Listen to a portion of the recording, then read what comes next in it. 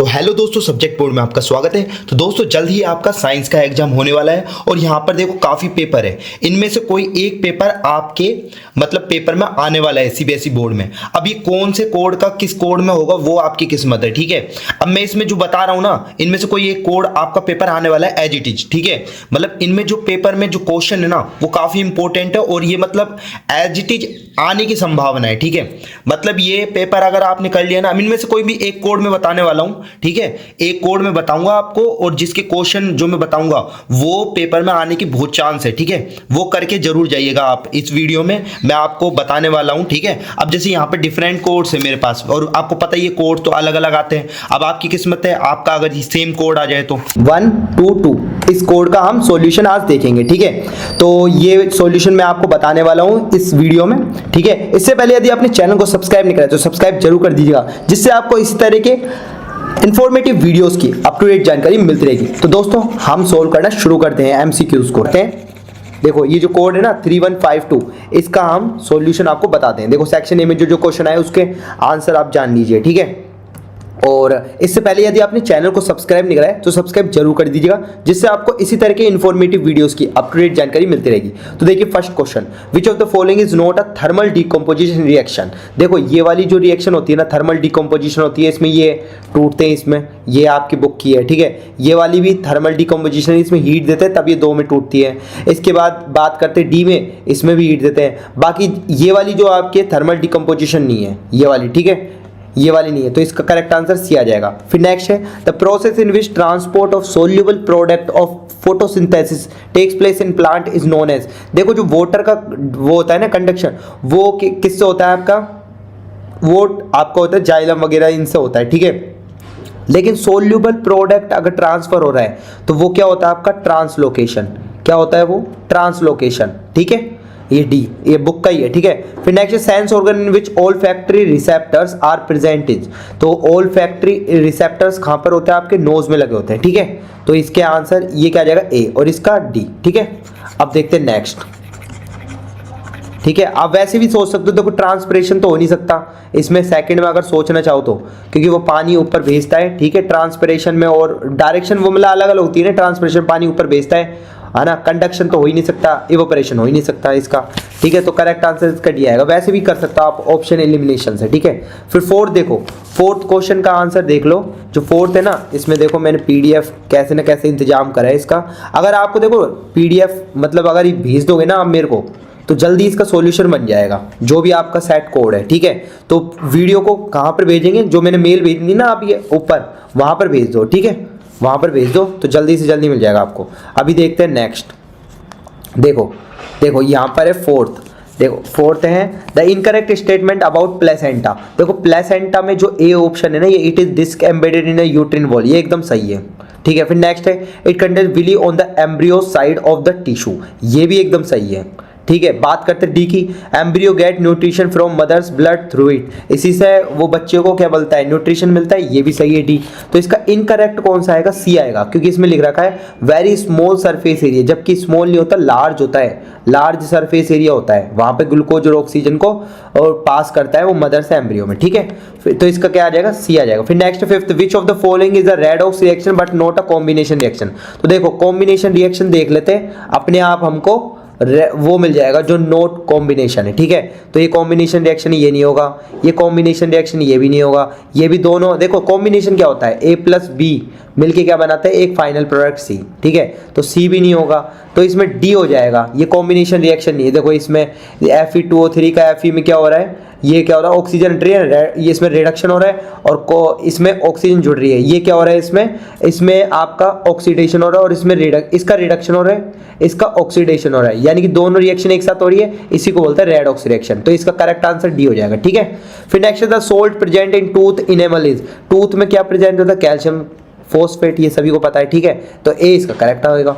फिर नेक्स्ट है identifying N involuntary action from the following. Involuntary action वो होते हैं जो हम हमारी विल के अकॉर्डिंग कंट्रोल नहीं कर पाते, और एक होता है वॉलेंट्री एक्शन जो विल के अकॉर्डिंग कंट्रोल कर पाते। अब इनवॉलेंट्री एक्शन देखो, राइडिंग अ बाइसिकल ये हम कंट्रोल कर सकते हैं, ये नहीं होगा।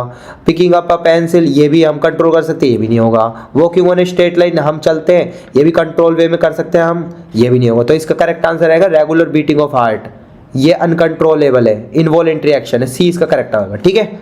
अब देखते हैं नेक्स्ट। तो नेक्स्ट क्वेश्चन है दोस्तों हमारी स्क्रीन पर, देखो नेक्स्ट क्वेश्चन है 8, ठीक है। An aqueous solution of sodium chloride, sodium chloride is prepared in distilled water, the pH of this solution.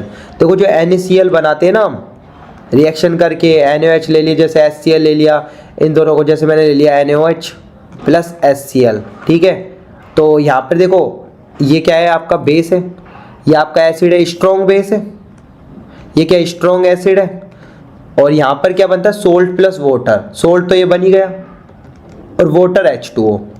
अब देखो strong base plus strong acid ये दोनों मिलके न्यूट्रल हो जाएंगे, ये न्यूट्रल हो जाएगा, क्या हो जाएगा न्यूट्रल। तो न्यूट्रल की पीएच कितनी होती है 7, तो NaCl की कितना होगा 7, सी इसका करेक्ट आंसर होगा, ठीक है। एक्सप्लेनेशन भी दे रहा हूँ मैं आपको साथ साथ, ठीक है।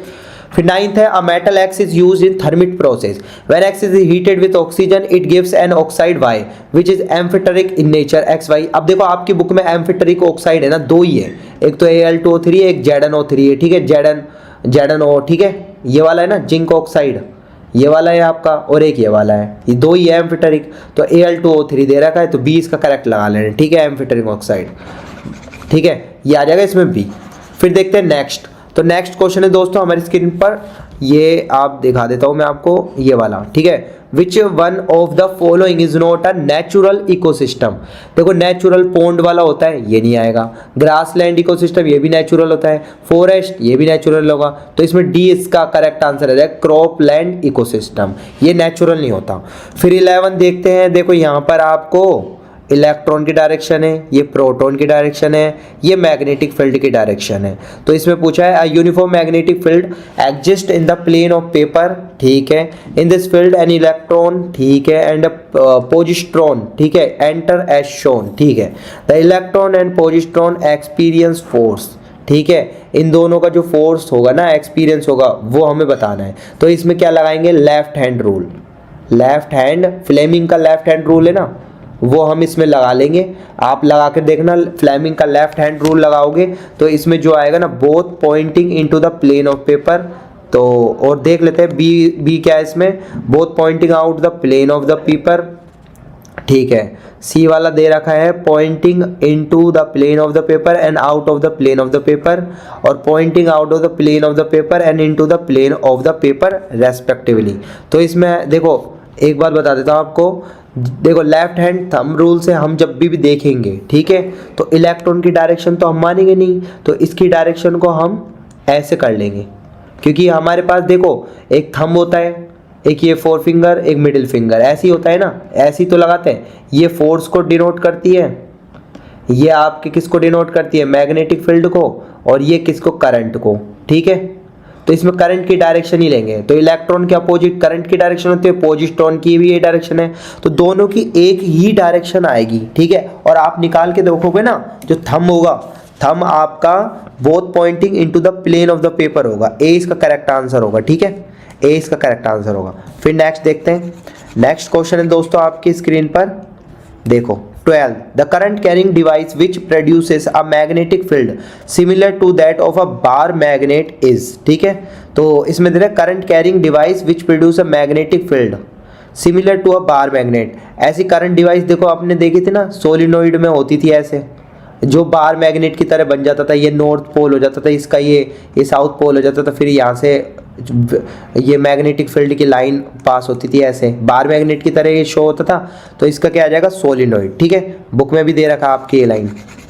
फिर नेक्स्ट क्वेश्चन है दोस्तों आपकी स्क्रीन पर, select from the following the conditions responsible for the rapid spread of bread mould on a slice of bread.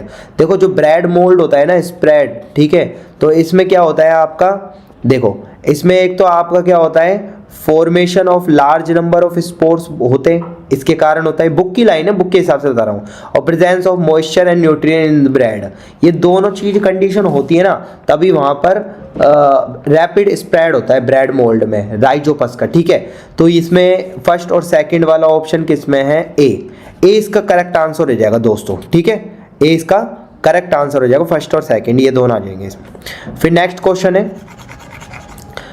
Question है how will the image formed by a convex lens be affected if the upper half of the lens is wrapped with a black pepper. देखो ये आपके NCERT में text book का question है, text book में पीछे की तरफ एक्सरसाइज है ना, उसका क्वेश्चन है। इसका करेक्ट आंसर सी होगा, ब्राइटनेस कम हो जाती है, इमेज तो बनेगी लेकिन उसकी ब्राइटनेस कम हो जाएगी, ओके। फिर नेक्स्ट है 15 the phenomena of light involved in the formation of a rainbow are.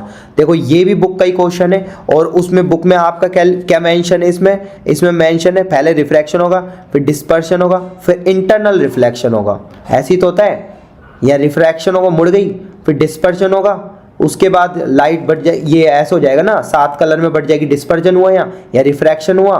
फिर इसके बाद यहाँ पर इंटरनल रिफ्लेक्शन होगा, यहाँ पे क्या होगा, इंटरनल रिफ्लेक्शन। तो इसका करेक्ट आंसर क्या होगा दोस्तों, इसका करेक्ट आंसर बी हो जाएगा, बी इसका करेक्ट आंसर होगा। तो क्या होगा, रिफ्रैक्शन, फिर डिस्पर्जन, फिर इंटरनल रिफ्लेक्शन, ठीक है। यहाँ पे देखो थोड़ा सा फर्क है, तो ध्यान रखना, रिफ्रैक्शन होता है इसमें, ना कि रिफ्लेक्शन तो सरफेस पर टकरा कर वापस आ जाता है, लेकिन ये तो सरफेस के अंदर जा रहा है ना, मुड़ रही है लाइट, तो इसमें रिफ्रैक्शन होगा। तो बी इसका करेक्ट आंसर होगा, ठीक है। अब कई बच्चों को देखो आर और एल की वजह से गलत हुआ होगा, ठीक है, तो करेक्ट आंसर इसका क्या होगा, बी होगा। अब देखते हैं नेक्स्ट। तो नेक्स्ट क्वेश्चन है दोस्तों हमारी स्क्रीन पर, देखो ये रहा, the colour of light for which the refractive index of glass is minimum, ठीक है। कलर ऑफ लाइट और रिफ्रैक्टिव इंडेक्स ग्लास मिनिमम, देखो रिफ्रैक्टिव कलर ऑफ लाइट, तो ठीक है, तो इसका करेक्ट आंसर जो होगा ना, रेड कलर का रिफ्रैक्टिव इंडेक्स क्या होता है, मिनिमम होता है, ठीक है। Colour of light for which refractive index of glass is minimum, तो वो रेड कलर का होता है, क्या होता है, रेड कलर का रिफ्रैक्टिव इंडेक्स बहुत कम होता है, ठीक है। तो अब चलते हैं आगे। और रिफ्रैक्टिव इंडेक्स का मतलब समझते हो आप, ठीक है, लाइट की वहाँ पर स्पीड क्या हो जाती है, कम हो जाती है, ठीक है। रिफ्रैक्टिव इंडेक्स ज़्यादा होता है तो, ठीक है, और कम होता है तो ज़्यादा होता है, ठीक है। अब देखते हैं नेक्स्ट। तो इसमें असरसन रीजन वाले क्वेश्चन है ना, तो इसमें देख लो, यहाँ पर हम देख लेते हैं। देखो 17th क्वेश्चन है आपके पास, एक बार रुक जाइए, ये देख लेते हैं हम, ये हो गए, बाकी के हो गए, है ना। अब देख लेते हैं हम नीचे, ठीक है। तो 17th क्वेश्चन देखो, ozone layer protect the surface of the earth from the harmful UV radiation, एकदम बात सही है वाली, ठीक है, सही है। Chlorofluorocarbon are responsible for depletion of ozone layer, ये भी बात सही है। तो असर्सन भी सही है, रीजन भी सही है, ठीक है। तो इसका ए, और देखो असर्सन और रीजन इसके दोनों के दोनों क्या है, करेक्ट है, ठीक है। लेकिन इसमें रीजन असर्सन को क्लेरिफाई नहीं कर रहा, तो इसमें जो करेक्ट आंसर आएगा वो बी आ जाएगा, ठीक है। फिर नेक्स्ट है some vegetable oil are healthy, ठीक है। Vegetables are generally have long unsaturated carbon chains, ठीक है, लॉन्ग अनसैचुरेटेड कार्बन चेन्स, ठीक है। तो some vegetable oil are healthy है, ठीक है। और वो क्यों हेल्दी है, क्योंकि vegetables oil generally have long unsaturated carbon chains की बनी होती है, इसलिए लॉन्ग अनसैचुरेटेड जो कार्बन चेन होते हैं, देखो एक तो सैचुरेटेड होता है जो सिंगल बॉन्ड आता है, ये हमारे लिए नुकसानदायक होते हैं, ठीक है। अनसैचुरेटेड में आपका डबल बॉन्ड और ट्रिपल बॉन्ड तीनों, ये दोनों आते हैं, ठीक है। और ये जो होते हैं vegetable oil generally have long unsaturated carbon chains होती है, इसलिए because some vegetables oil are healthy. तो रीजन असर्सन को क्लेरिफाई कर रहे हैं, यहाँ पे दैट लगा के कुछ लगा के देख लो, तो इसमें क्या आना चाहिए, ए इसका करेक्ट आंसर है, ठीक है, ए इसका करेक्ट आंसर है।